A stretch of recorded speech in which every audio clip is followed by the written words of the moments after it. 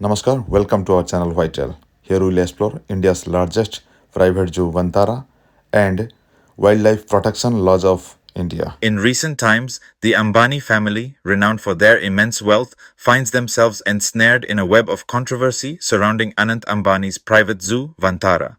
The narrative has shifted as scrutiny intensifies over whether Vantara is a genuine conservation initiative or a breach of India's wildlife laws.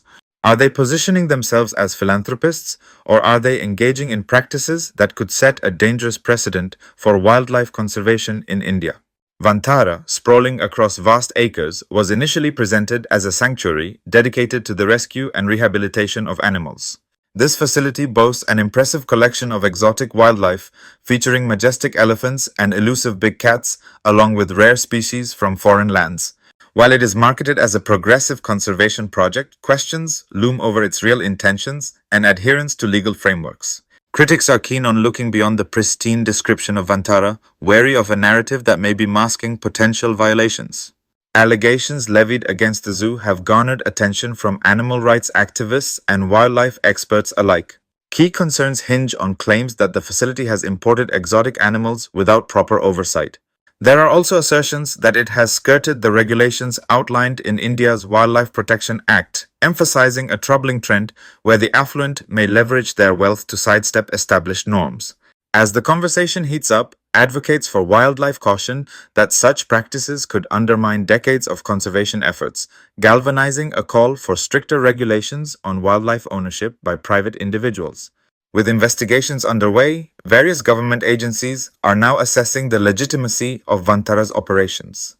The inquiry seeks clarity on essential questions. Were the necessary permissions acquired for housing such animals? Is the zoo aimed at genuine rescue objectives, or does it function more like an extravagant collection for private enjoyment and business behind it? While these discussions unfold, animal welfare organizations are pushing for transparency and accountability, underscoring the need for a critical assessment of how such establishments impact animal rights and welfare.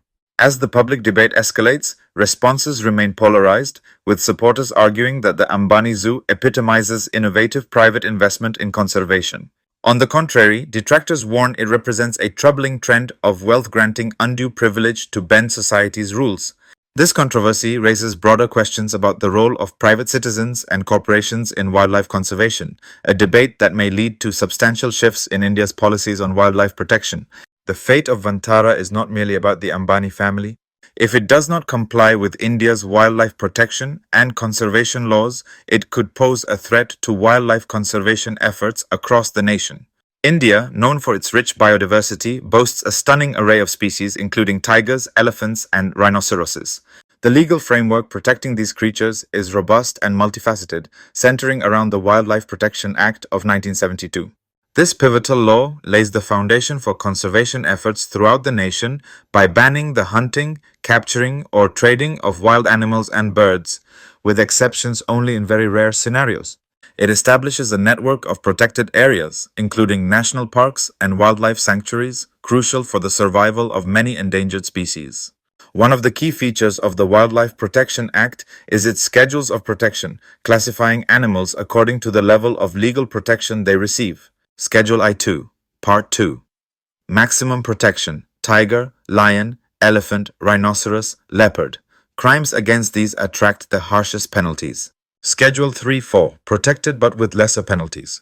Schedule V, vermin animals like crows, rats, fruit bats that can be hunted. Any activity involving Schedule I animals requires Wildlife Act clearance from authorities. Notably, any activities involving Schedule I animals necessitate prior clearance from the relevant wildlife authorities at respective states or union territories, ensuring that these majestic creatures are safeguarded effectively. Complementing the Wildlife Protection Act is the Environment Protection Act of 1986, which enables the government to protect endangered habitats from detrimental projects.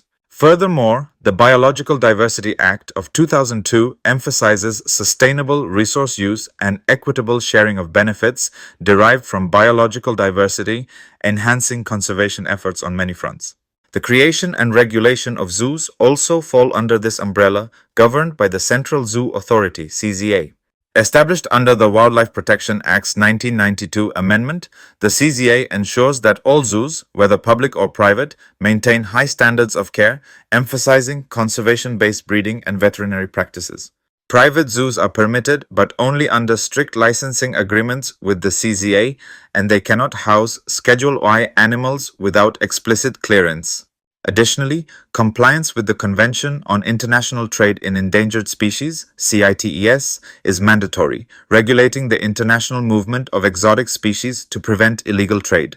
The penalties for breaches of these laws are severe, with maximum prison sentences of 7 years for hunting protected animals and strict actions against unrecognized zoos. Such stringent regulations demonstrate India's commitment to protecting its remarkable wildlife for future generations.